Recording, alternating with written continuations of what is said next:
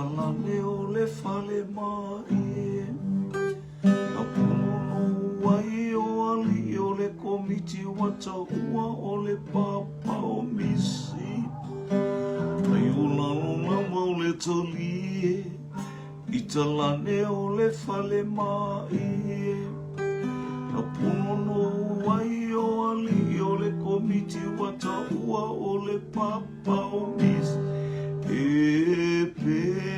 Pese ia ile pese Fa feta ile la Afio maile e kalesi Le maa le tusipa ia A solo mai o isi lotu Alio le mauta o fi A ua mautu le whaawau le upumuni ua to ilalo se oli A solo mai o isi lotu Ali o le mauta o fi A ua mautu le whaawau le upumuni ua to ilalo ai se o Pese ia ile pese fit ile la Afio maile e kales ile ma aole tu sipa ia Tiamati ai tu au Finao mawai tu utu Na sunu ia ile malo le atua na walo ia e na whanua Tiamati ai tu ahu Finao mawai tu utu Na sunu ia ile malo le atua na walo ia e na whanua Pese ia ile pese Feta ile la Afio maile e kalesi ile maole tusipa ia Solo mai o isi lotu Pali o le mauta o fi Apua mautu le whaamau le upumuni ua to ilalo ai se oli Pese ia ile pese Feta ile la Afio maile e kalesi ile maole tusipa ia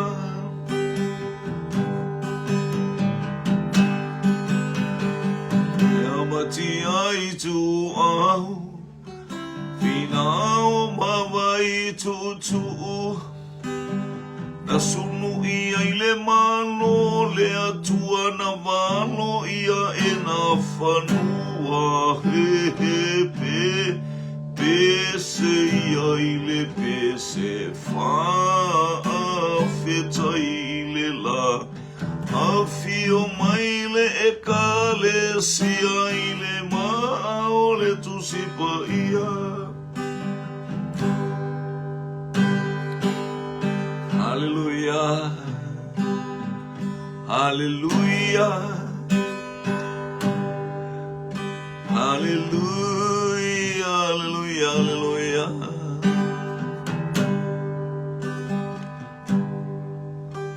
Se mai, se mai, se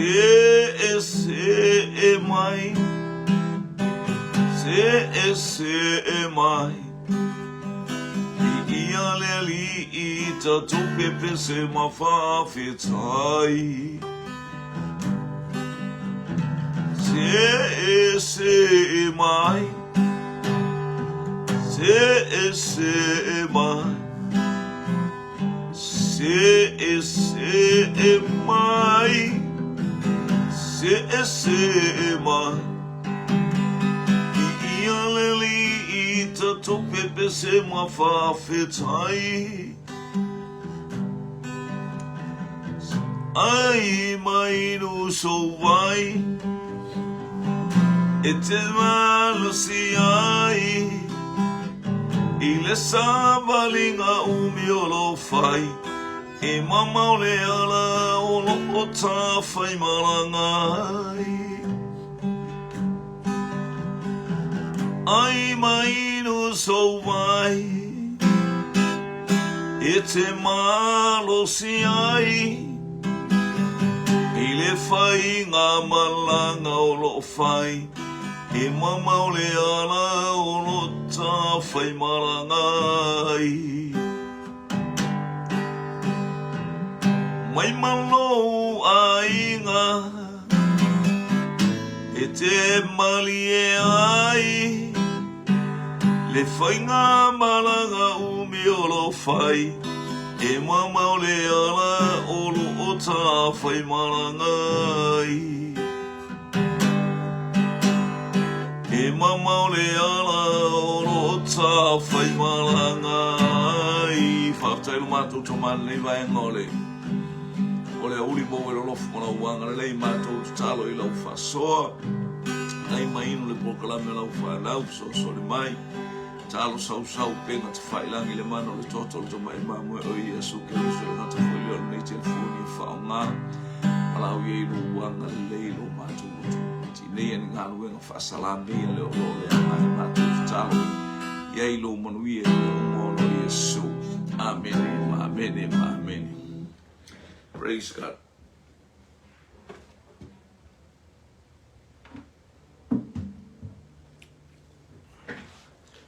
Fatalo fatu soafa malo Iesu ke riso lo tatou wali i mara tatou whaola o angai maisi o tatou ainga. Hallelujah ilu mo penga ta wha ilangi. Hallelujah fatalo fatu fo i le malo sa mo mai nei a uli talo fatalo fa aingo le fatu tua vi i le vai inga mai tau maftanga. Ia i le pa i le atua mo oe fatalo fatu sa le fao so ala.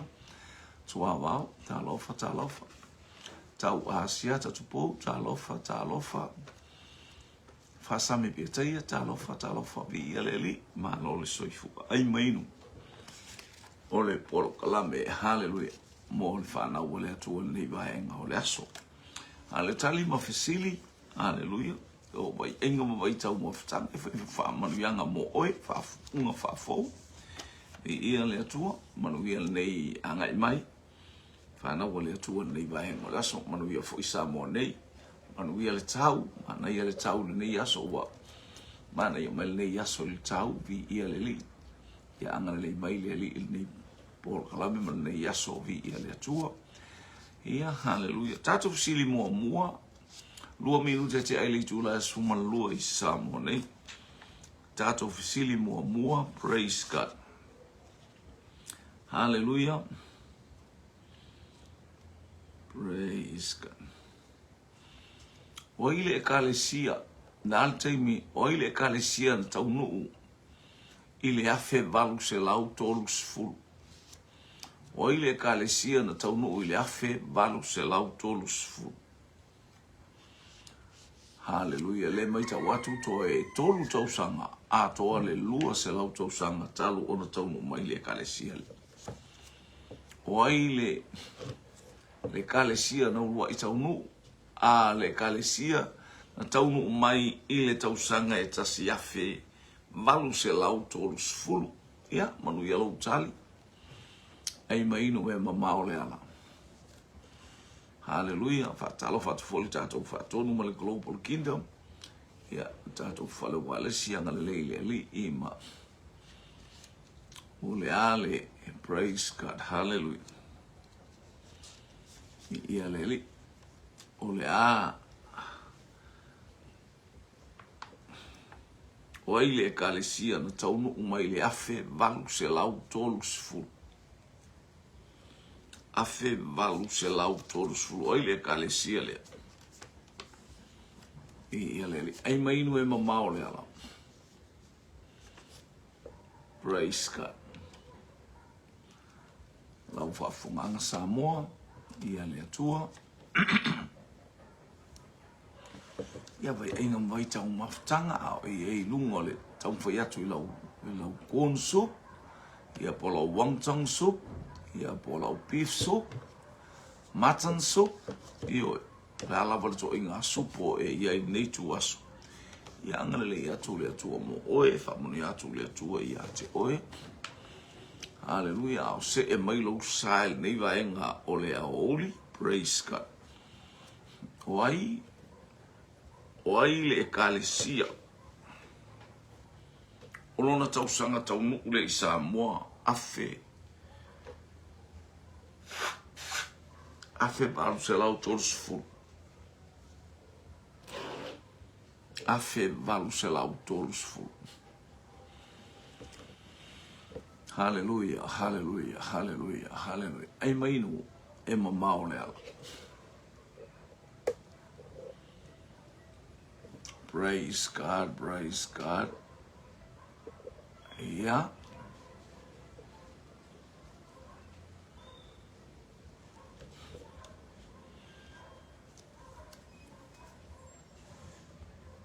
Tonu mai le ekalesia le tasi valu tolu o oi le ekalesia le.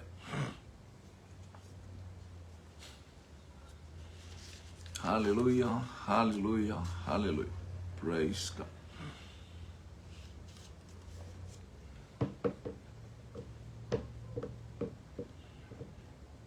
Seu pule o el seu pule talofa lava. Yeah. Tau wanga e mele nei uli tātou mise sio Bartolomeo. Ia, mi ia lele tātou fsili whatala whatou mise sio nei vaenga o le tai au. Hallelujah, po nei vaenga o le uli, ia ele. Ngai mai o sio tātou ainga le whatou tua. Tātou fsili na wailunga, hallelujah, o ai. Hallelujah. O ai le lotu na tau nuku mai le tasi valu tolu o. Tasi valu tolu o.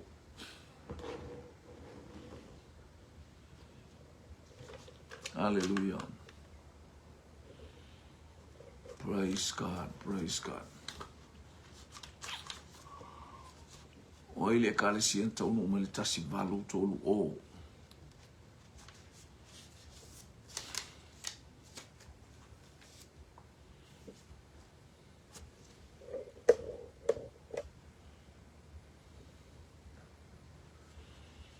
E mainu e mamao le ala. Praise God. Hallelujah, hallelujah. Ia le li'i.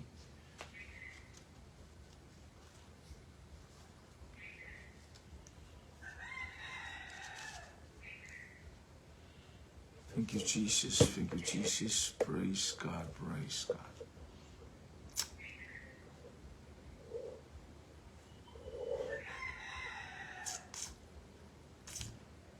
Thank you, Jesus. Hallelujah.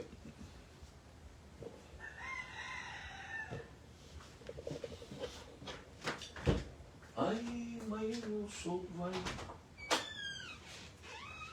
Ana mai o.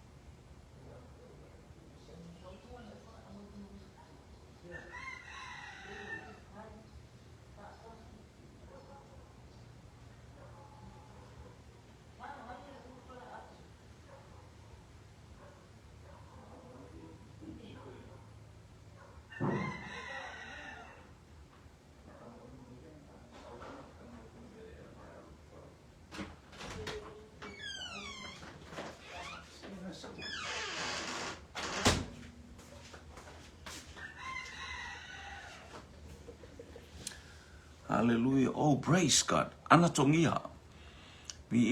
Praise God. Oh, hallelujah, hallelujah. Vi ele tu fa tai tala fa ana tongia vi Rachel JJJ. Le tau siaki aku po le mai tatou polo kalame po le tau fa ai atu vi ele li praise God. Hallelujah. Glory, glory, glory. O hai le lotu na tau nu le tasi valu. Tasi valu tolu o. O le tatou fisilina le lunga. O ai le lotu na tau nu le tasi valu tolu o. Te le tatou tangata i e lungo. O le tau siaki aku po o sau se tali a seisi. Hallelujah.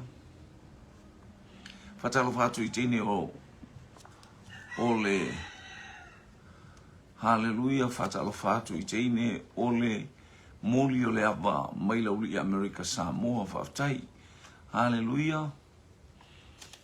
Thank you, Jesus. Praise God.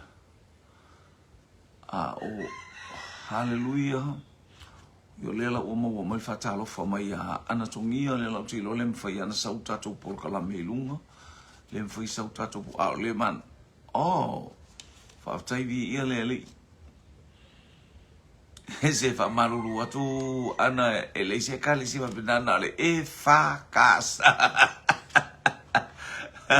ole e fa o te lo le e fa casa le ua le au bai ana i lunga le e casa va tai le mo wa to le le bel tato po kala me vi le hallelujah praise God ai no le fiatali o wa ngai na mo lo no minga na ale mata ma le afo ia le fa lo fo la to me le fai ile mo tato tali le wa ngai mo me al tato tali hallelujah mai America Samoa hallelujah ole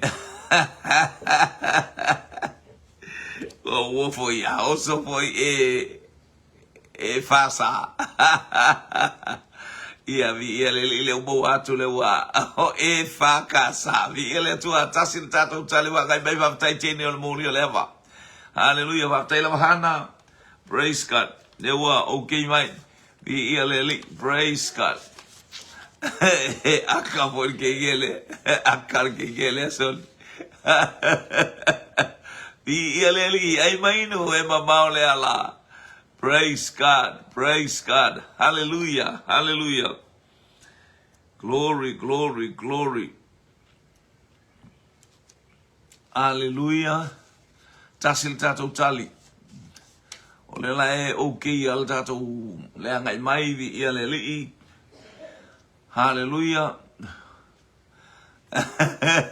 Ia faftai ulu vai ainga talofa faftai mul fatalofa bi ia leli hallelujah glory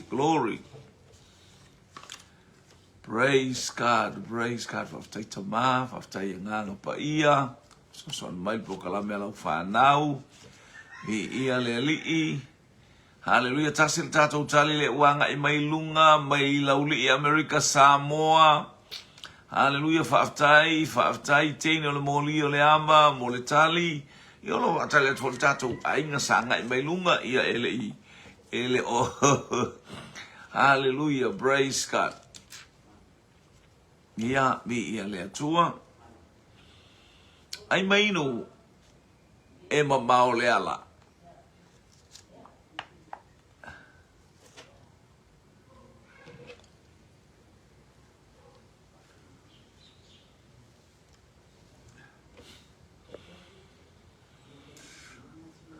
tasil tato tali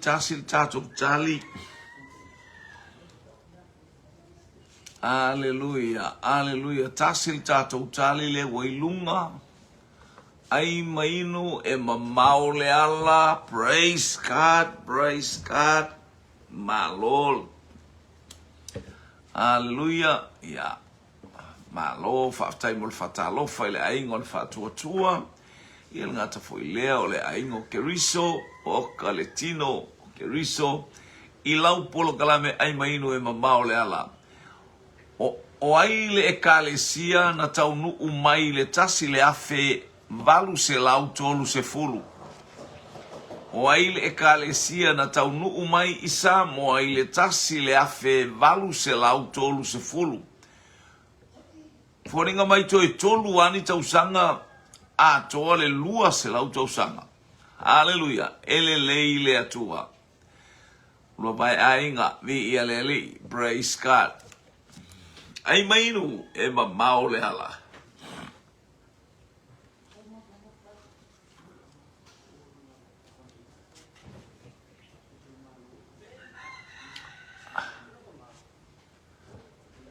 ai mainu so vai e te malo si ai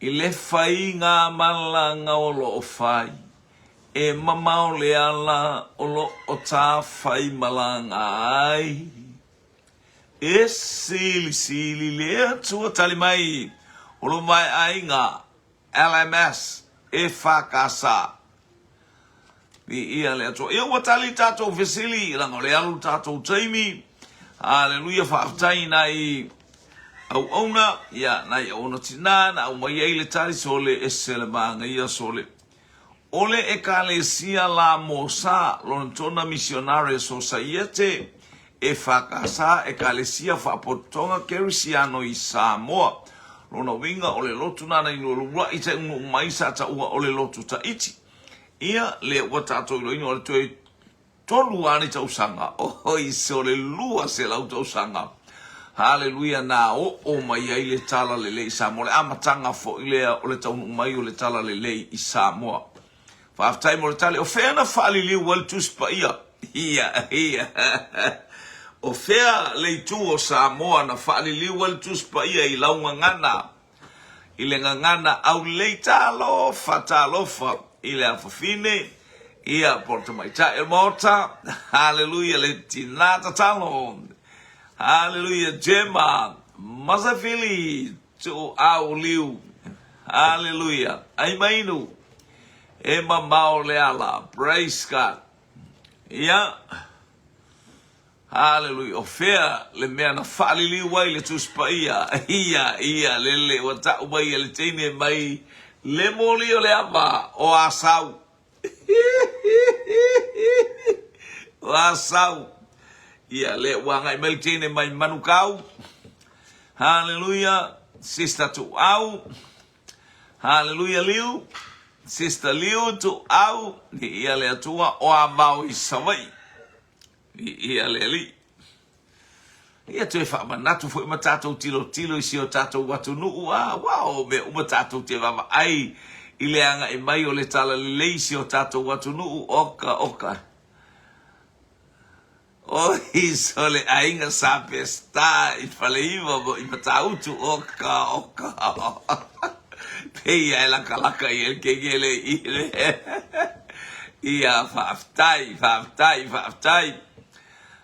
jema i ia le li ma lole sa ili lumai ainga maletali a vao ia vi ia le atua praise God ia mana ia fo ile tilo ia ai ma toi sa ili ma toi teu nai vaenga ia esele mana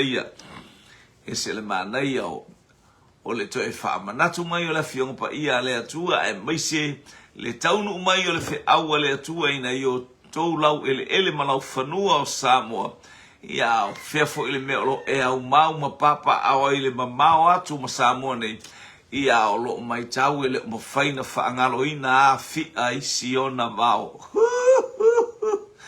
whaftai ana mo le whatalofa vi ia le o le usau o a vau ele o a le la o to sui meltali al teine ia ua tali le tatou fesili o le afio anga o a vau i savai ia le whapea o ainga sa pesta fale iwa mamatautu oka e ukai nua koe i foisia mea sole ia le li o le isia tatou fesili o aile ta mau kitiona a o fea fo ile itu a inga o Israelu e sawai. O aile ta mau kitiona a o fea fo ile itu a inga e sawai. Pe ye lua manga o fisili lea fea. O aile ta ma a o fea fo ile itu a inga o Israelu e sawai. O ta mau kitiona.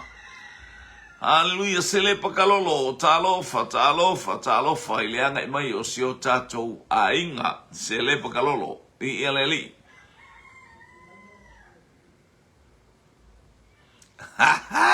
Lau umamai aya lau umamai eselva ngaya eselma na yo tato o tato baba ai il tato wanga no umale ngai fanu tato te mara tu ai fo eselma na yo le haleluya le soifu au na ilo le tangata au na matau tua i o lai ele panu ai matua no fo amu ai fa maru yanga le tua itu ai ngo yuta ai o yuasa lona tama o le tama o kitiona o yuasa ale fa pe mai ia tema o le itu ai ngo yuta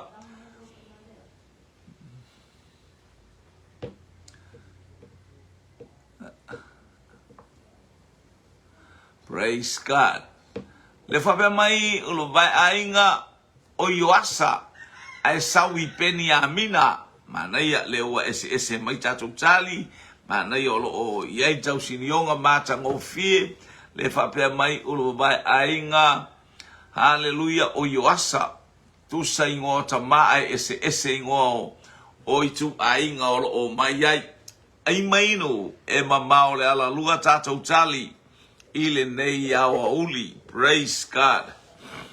Glory, glory, glory. Faftai nganga pa ia. Hallelujah. Wa aya tu ya mato utali wanga imailo wanga lelei. Praise. Faftai le mano le totol to mai mamo o Yesu Keriso. Hallelujah. Sau mailea. Praise God. Ya. Ele o sao yuta, ele o sao peni amina. Sa ole ngorta ma aile o sa ole aile o sa ole ngoa hallelujah ole itu ainga e sawai alea wa sa o maile ngorta ma hallelujah ia olo mo mia po aile itu ainga e sawai na ro o tamale lena faila na tala hallelujah for mai a toa ma lo sia li o te sau ele ise ma lo silo ai nga to pito au ele ai titia ulo ai nga na foi mel natala ele i praise God le wasa ole me sa wai ai se yuta se fo ia hallelujah ia ia le tua le wasa o mai apiselu ole nu ula lea ne wata umaile nu a ole tu a inga le olo ofia maua po ofea le itu a inga sawai apiseru hallelujah ale wasa o maile nu o yoasa ole tangata mai sa apiseru ile itu a inga o ai ia ole nu fo ina kitiona hallelujah ai mainu e mama ole ala Faftai tau sinio, faftai tau wivi.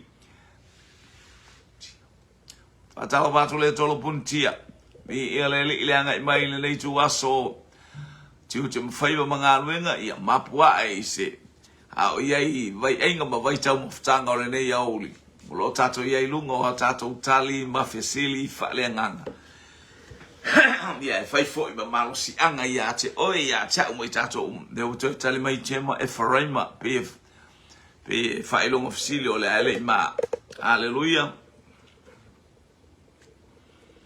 hallelujah te mawale no ule mela ye tala fa masino e winga ia kitiona hallelujah ele o efaraima praise God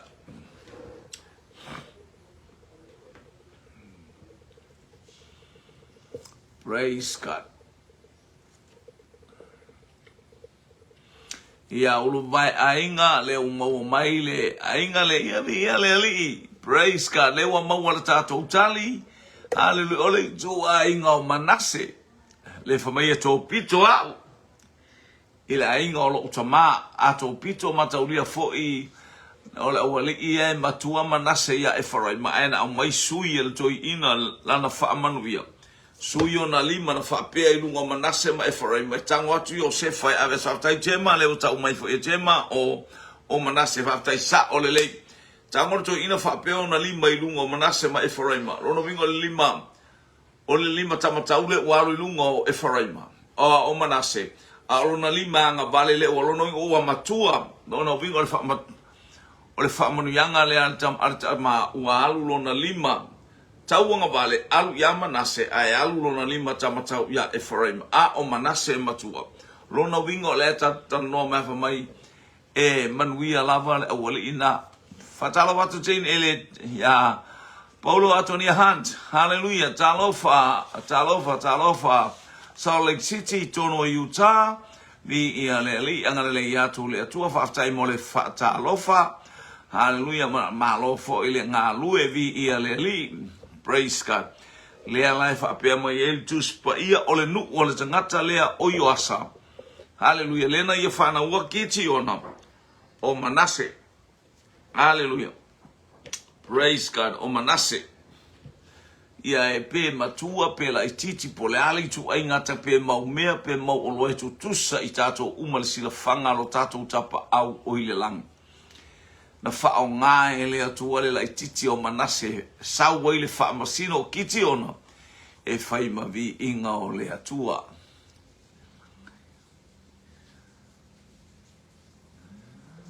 Ia talo patua i le toi ina mai tonu o Southland po le South Island, hallelujah i New Zealand i tonu o Timaru talofa i lau sungara toi ina Nick Paula vi ia leli alo tele atu a o tato o ia ila tato fesili lea ia ua mawara tato fesili o Ioasa le tamau kiti ona a o lona nuu, hallelujah, i tu a inga e se furumale lua, e sau maile nuu o Manase, hallelujah, praise God, ia, o, aftai lea ua, maua le tali o le tatou fesili. O aile ngō le atali o Yeropoamo, na sui a Yeropoamo, o Yeropoamo le tupu o Israelu, ina ua babae Israelu Yeropoamo le tupu o Israelu a o Rehoboamo le tupu o Utah. O ai le ingoa le atali o Yeropoamo. Ai mainu e mamao le ala.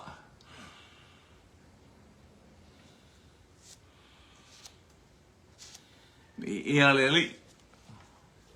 Praise God. Ia. Fai mali e la wonton soup. Lau chicken soup.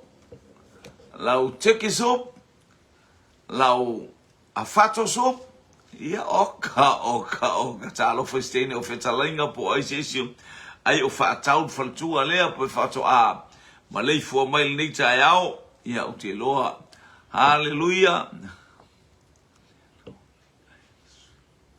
ia, vaftai, lea ua mau mai oti a via, ai sui ai nā tapu ona o le fisili o ai lea tali i o Yeropoamo le na whai matupu lea lau mai tau atu leo mau mai nā tapu hallelujah mai atu e ma hallelujah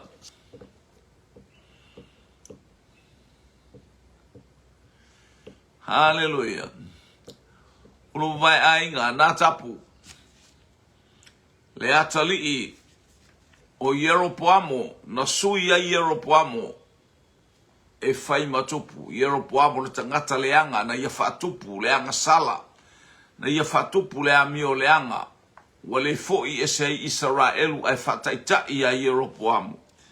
Aia, na o lava le oti, hallelujah, ona uana le whalongo ile atua. Luas fulma lua tausanga na whai a Yeropoamo matupu. Hallelujah, ia leo se e mai a vai ainga na tapu, ana tongia na tapu.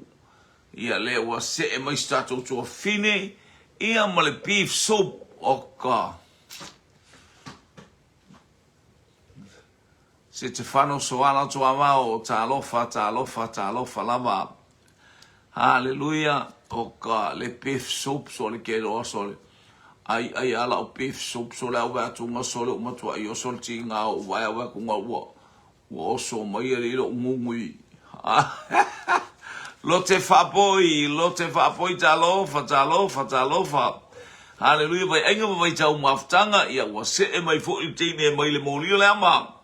Male supo lo fai le ainga o le beef soup. Ia, ia le atua, le o sau fo i male lamb soup o ka. O le lopo fer supo le atatango i ai. Haleluya, o tama maro losi ai ai angai mai. It's chicken soup o woi sole. Oka.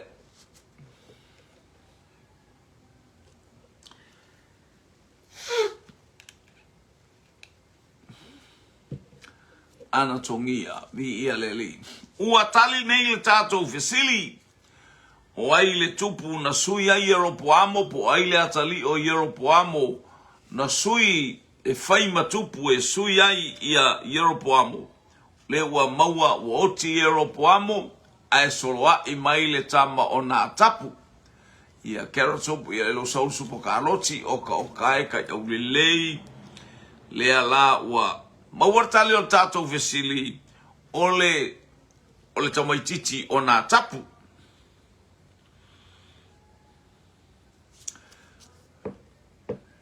Ia whaftai o vai a inga o le sa o le tali. Iu o leo langa le anga wafu e le aima se tupu o Israelu e sau se o langa le lei. Israelu. Ua watu ai fo i male a inga o sa Utah, o le a inga o Utah. Hallelujah. Praise God. Ia le li tala le tuspa ia le mo mua le tupu i lo mta upu e tolu, o lo mta upu e sful tolu, sful faa, o lo o ta umai eino fua inga tupu ata ngata nei. Hallelujah, a mata ua oso fo i le tua Utah la tobia na o mea leanga u fata ita i fo i la to. Hallelujah, i o langa o tupu. Hallelujah, ma le o langa o Israelu tapua i mea maua lunga. Tapua i o e leo tapua i se loto ai o e tapua i a nganga leanga. A saira. Hallelujah, o mele koma, o waitu ai ngā walato wo e tapua i ai. Whaftai, mawaratani o tātou fesili. O ile fafine na le whanau i lona ula i le vi inga o le atua. Ula i le vi inga o le atua. Hallelujah. Whaiwhaitala i le vi inga o le atua. E le i whanau i lona o langa atoa. Na oti ai le i whanau. Tau oti ati oe tau ane se uso stua fine se tau. Awa ne i e whaiwhai upu i le vi inga o le atua. Abe i le atua le whaamanu, abe i le atua le vi inga waeta, tau i le atua le vi inga. Ia, lea watali mai o me kala, lea fine o saulo mai a masfili tu au liu, praise God. Sister whaolotane, me kala lea fine o saulo. Ana tongia le teine mai molio le aba. Lauli i Amerika Samoa, o me kala. Hallelujah. Mai alua vai a inga o me rapa. I ia le atua. Ai maino e mamao le ala. Whaftai fo ile. Taptapuai. Ia whaftai fo ile. Sa ili ma mai tau. Whaalongolongo. Ia te ilatou e o whaalongolongo ma. Ia le anga le lei o le atua. Ia le pa i atua le atua. Tato iai whatasi. Hallelujah, ina yo tātou saunia i tātou matangata e whaelo atu ma tātou talatal no ele matautia o le atua. Hallelujah. Tolua tātou tali, hallelujah. Lua tali o me kara, tasil tali o me rapa. Lo umai male teki soup mai Amerika Samoa. Sau lewa, sau so leo. O le makua kele o le supo o le whakau i isol. Hallelujah. Whātau le mōli o le apa. Tama ia enga le no fotonu e alo anti-sole. A o le whātau wai. A le whātau o whātau le supo o tangata le salala salo, tānofa, vi ia le li i. Praise God, Momuar Samuel, muta upe sunga le valu fai upe luas fulu ma le fitu. Mua Samuelu Haleluya. Mata upwe. Haleluya. Mual Samuel mta upwe sfuru male valu.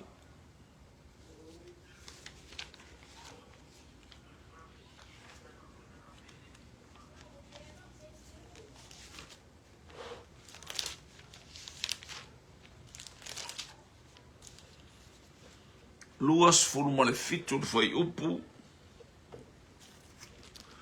Ona tula ile o tawita uhalu watu o ia atoa matakona tangata ua fasia tangata Filistia e lua selau ua au mai e tawita o lato mua pau ua atoa mai le tupu ina ia faya vai o ia ile afine o le tupu.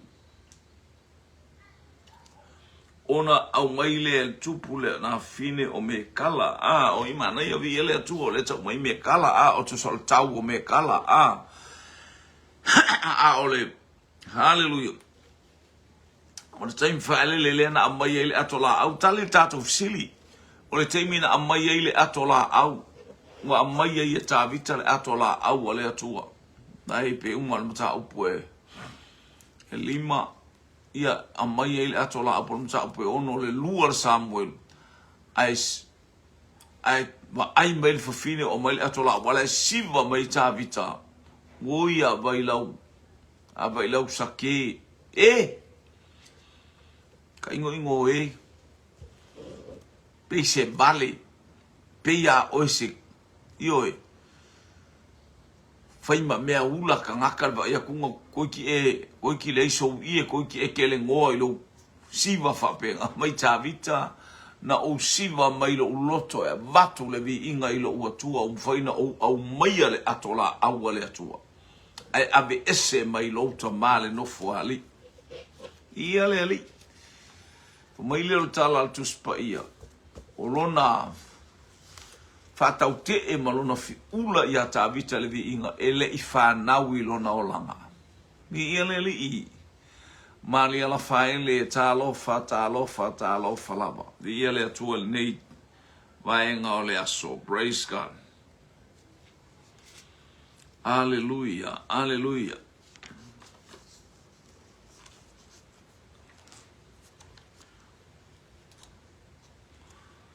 O upu nei ai ua o ona mea uma ua faia e le atua ia tea.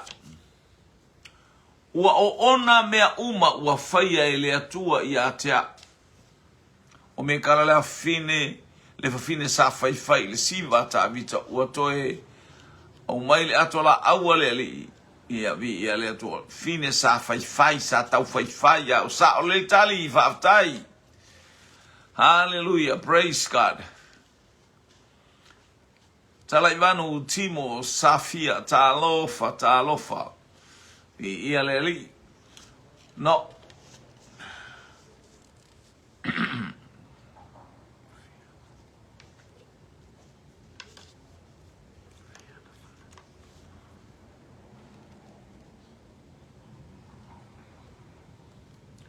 Ua o ona mea uma ua faia e leli ia te au leo tali mai ia tali a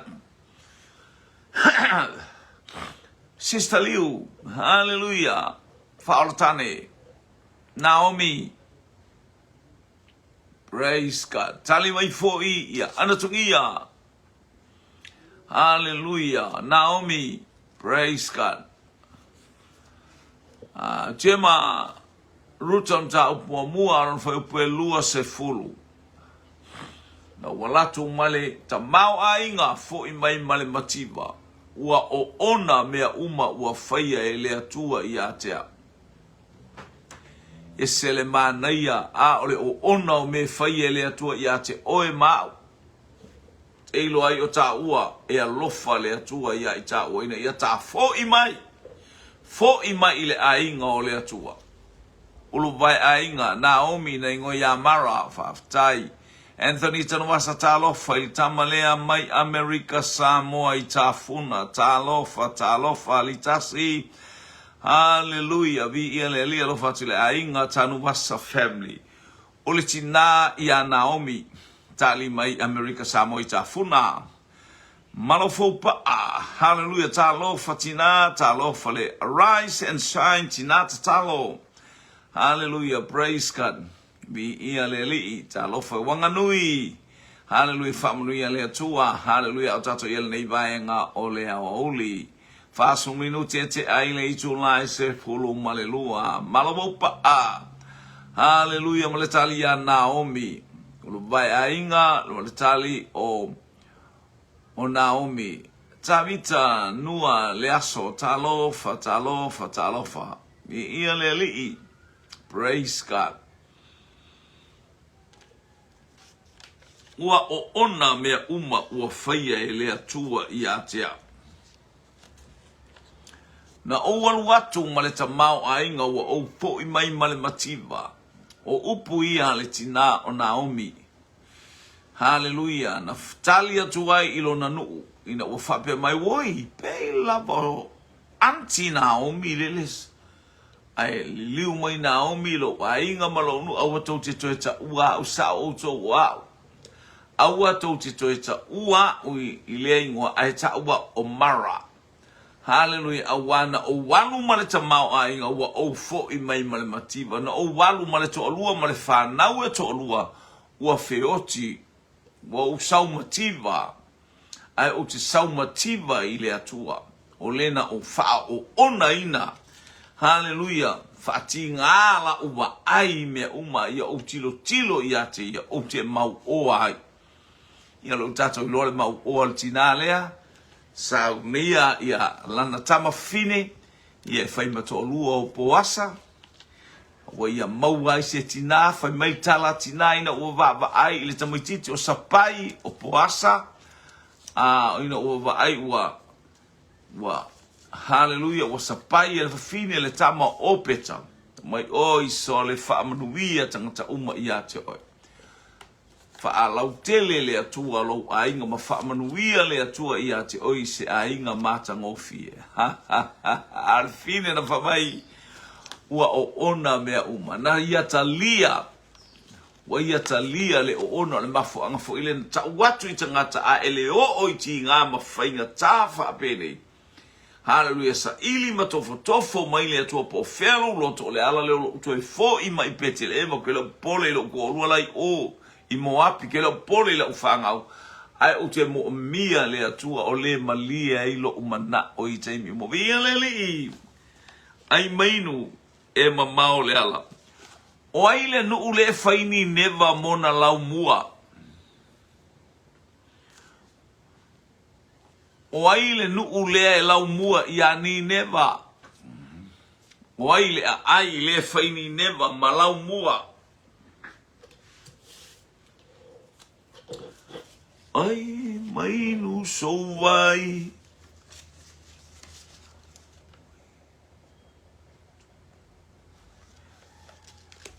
O le tupu o Moapi le taimi lea.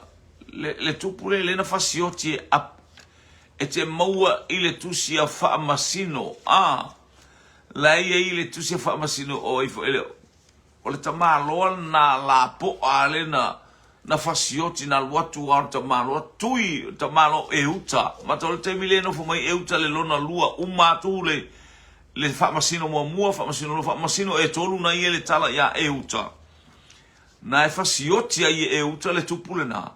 Hallelujah sau e uta ili le puta ua tu i tangata. Wo mangu malo isa lalu a maitato fasia. Isa ia malo milo talofa. Praise God. O le tupula na Moapi o. Ngala ya telefon o ka malo la po Aina luatu a fam o ese o matangata fatu e uta i elmelo tu fiatala no ia te o le fe au mai le tu fatu ake. Al fe au mai se il tamalo ole e anga vale il tamalo e uta sunu ia e uta le pelu e te mo mai tu sina fam sino o le ngor tamalo a ia vi ele praise God. Hallelujah. Ya na fasioti ai el tamalo e uta le tupu tonu ana el temina o matalo tu sia fama sino o le temi tonu ana na tu sia le tu sia ruta o le temi o fama sino temi tonu al tamalo na pulea ia ai pule lo e uta ia mafua angana na mafai ina o haleluya ona wa pulea la towe e mo afi il temina hallelujah praise God faftai ia na ekelona o ia se yo ko kikilo yai hallelujah ai praise God olesia tato fesili ora ka fesili le yai oi oni never ole lau mua o hai o ile nu le otale mai jema le usa tato tali hallelujah ole o asuria so ba etu lunga po isi tali ia le uma mal tato tali mua mai masfili hallelujah tu au hallelujah liu o asuria asuria praise God asuria ana poseta Samuel utalofa ana poseta Samuel utalofa malole soifua so le lele was oi le fapea mai o teki o le lau mua o teki o le lau mua asiaiti po teki oi hallelujah fa mole oni neva e totono asia ia a o teki e totono o Europa o asia la praise God bana ia foi tato te sa ili mababa ai ile mata utia o le atua anatongia praise God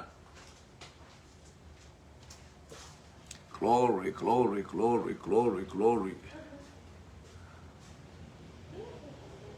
anatongia o teki hallelujah tema asuria ni nevai asia praise God o ai le laumua ias ni neva le sola ia yona ile kwa kule to ia yona sola kaba loa sola yona via ni yona o sola pea hallelujah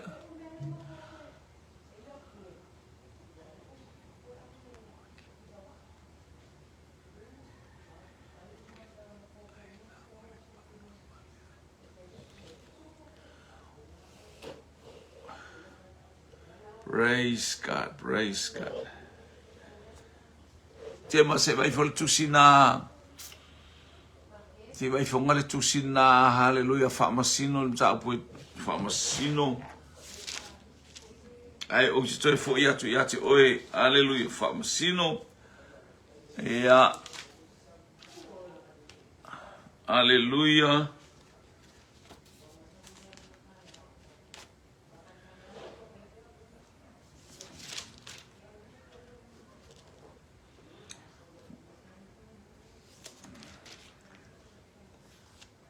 Rakote poro.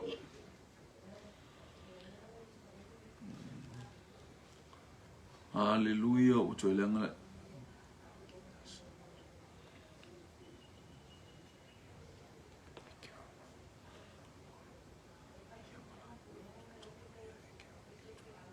E na o e kerona, lena e tala no mai nei, lena mta upu e tolu o tusia. O e kerona la, hallelujah, na e sa usfurulima nga i fuilano, hallelujah, na alfa i upule se fulu male, suma le fitu, o ia avatu le taulanga ia e kerona le tupu o Moapi, o le tangata ua matua puta lava, o e kerona, ia o e kerona la, vi ia le atua, na e mta upu e tolu i upu fitu, hallelujah, vi ia le atua na itala noa ai, ia vi ia le lith. Ia Saulo Vincent Perez talofa. Hallelujah. Watali tato visili o le tato visili ile tupu o ile malo e ona lona laumua o Nineva o Asuria.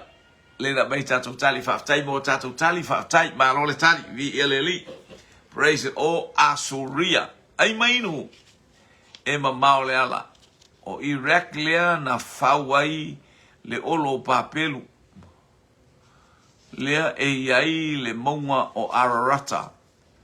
Lea na pa ulia ai le va o noa ia na ua watu uma e toi ina mai Timaru, vi ia le li whaftai Timaru. O ai le vai tafe mua na wa ai ai le tuspa ia. O fea na tu wai. Fea na tu wai le vai tafe mua. Fea na tafe mai ai le vai tafe mua na ile tuspa ia. Fai mai le tuspa ia i le ulua i vai tafe. O fea na sa wai le ulua i vai tafe. Tau asiata tupou ta lofa. Haleluia. Whaftai nik paula mo le soaswani mai tato po kalame vi ia le li. Haleluia. Ia le atua. Ai mainu e mamao le ala. O fea na tafe ai le ulua i vai tafe mua i le tuspa ia. Ia? Ia, le ua tali mai le ulua i tali e tena i sasae. E tena i sasae. Mai a chema. Haleluia. Le tamai ta itatalo mai manukau. Masa fili. Tu au. Faultane liu. Praise God. Ke nese mta upue lua no fa upue valu. Ke nese mta upue lua fa upue valu. Ia mai manukau i ia leli.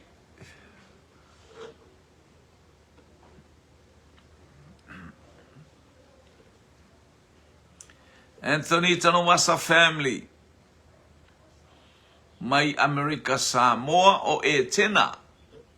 Tafe tonu o e tena. Tolo tatou tali. Lua tatou tali. Aleluia. Ai mai inu e mamao le ala. Fea na tafe ai le ulua i vai tafe. I le tusfe o le tuspa ia o iai le ulua i vai tafe. Whaftai sa ili, whaftai fo itali, whaftai fo itau tuspa ia malo. Hallelujah, sa ili angna tongia. E tena ke nese mta upue lua fai upue valu. Ulua mai. E tena ke nese mta upue lua fai upue sfulu. Hallelujah.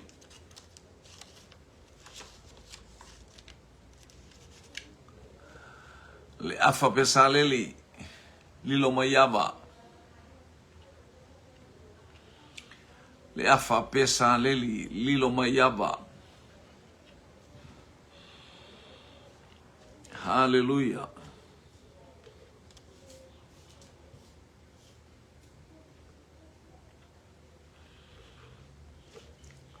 Le afa pesa leli. Lilo mayaba.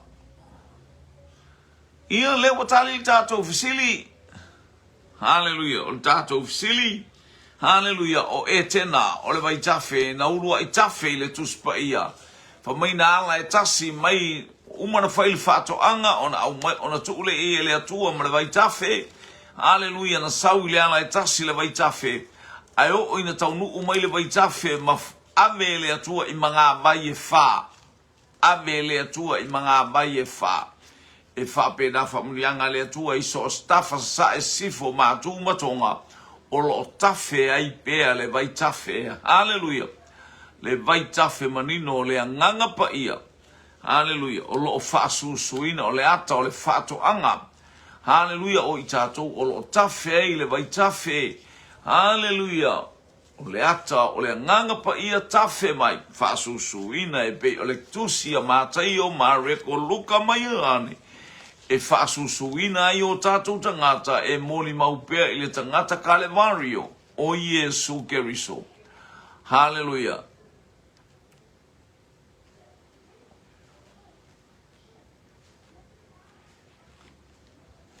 Ia le atua. Lisia tātou fisile, wala te lo o leo o ma tātou fisile, fitau iala o ma tātou taimi ma tātou fisile. Hallelujah, tātou fisile le wanga iatu. O ai le tamalona tolu alea. O ai le tamalona tolu alea. O ai le tamalona tolu. Hallelujah, alelo matua o lea. Ia Iakopo.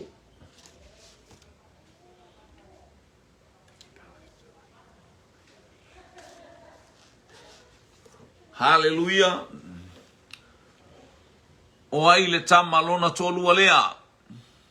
Ia leu tale mai ia teine mai lea mai manukau o Levi Masefili tu au.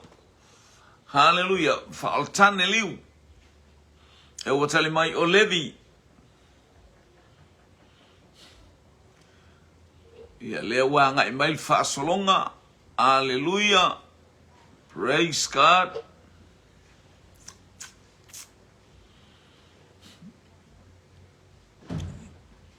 Ia leu to yo so ese tatou fa'asolonga. Tasil tatou tali wa ngai mai.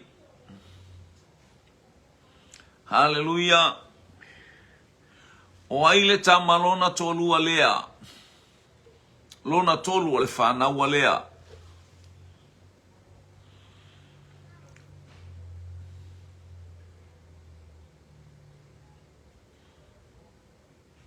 Anatongia. Tina talo. Hallelujah. Maile ele. Hallelujah. Ole moli ole ava. Maletali Levi. Tene tutuila Amerika Samoa. Tema Reupena Simeona. Ia. Malevi a. Ia Reupena Simeona Levi. Ni ia lea tua. Toi tasi stato tali. Toi tasi stato tali. A fu mail tato ofisili muli.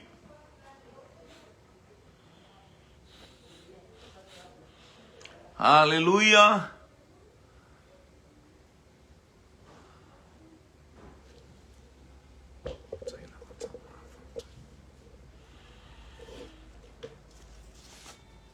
Malo le tali.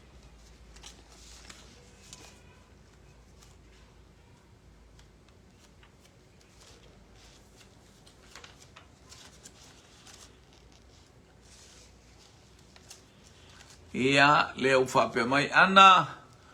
O Levi na whapeane ai ia le lo matua o lea. Ua so o nei o maloto o maloto o lua. Ia le li. Whaftai. Hallelujah. O le winga na ua so o ai. So o le winga o le ingo o Levi. Hallelujah. Sina o talofa.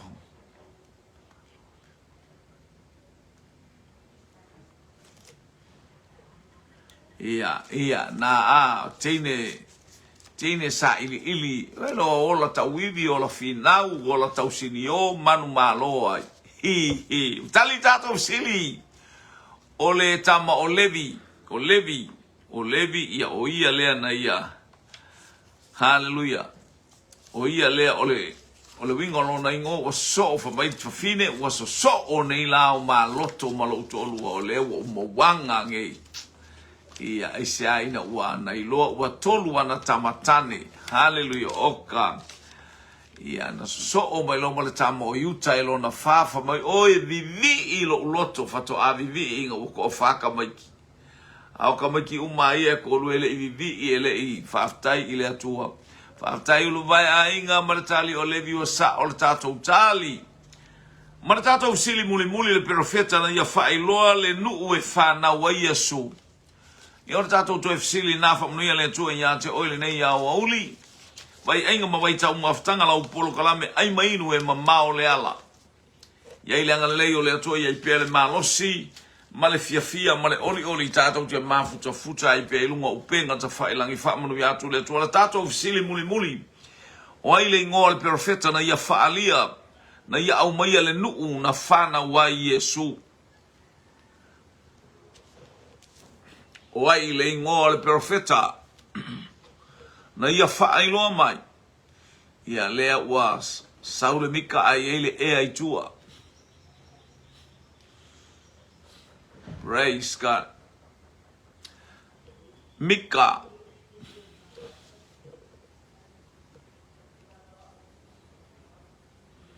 Lea ua tali mai ia Jema o Mika. Lea ua lua tali o te sauma le ingoa o Sakaria.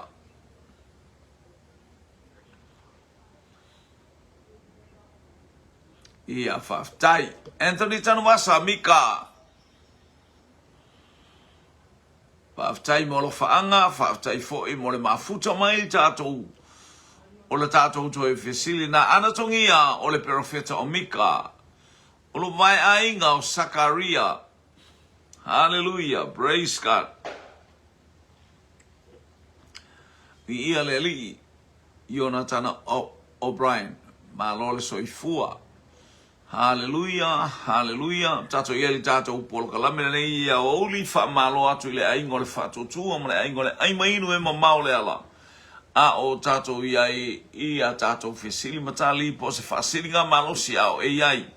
Vai aingo ma vai tau mafatanga o le nei oli. Anga leile atu tali le tato fesili fa mai mika lo tau pe lima lo fa upu lua a o foi petele emma e farata. Ele to pito oe ia Utah. A wai tupu mai ate oe le fai pule I lona nuu. Tali tato fesili o le toi ina o Mika I le ofa mai unu mai nao sa o le lei. Mika mta upu e lima fai upu e lua. Ia iele anga lei o le atua iele pa iele atua au anga I maisi o tato a inga o ifo istasi e mauane le nei fa malosi au. Ia fai fo I mafa asili nga malosi. Hallelujah le soifu au ona mo tato ta mo tato wola ta puai. Vava yatu ile atua mana famurianga. To God be the glory forever and ever. Amen, amen, amen.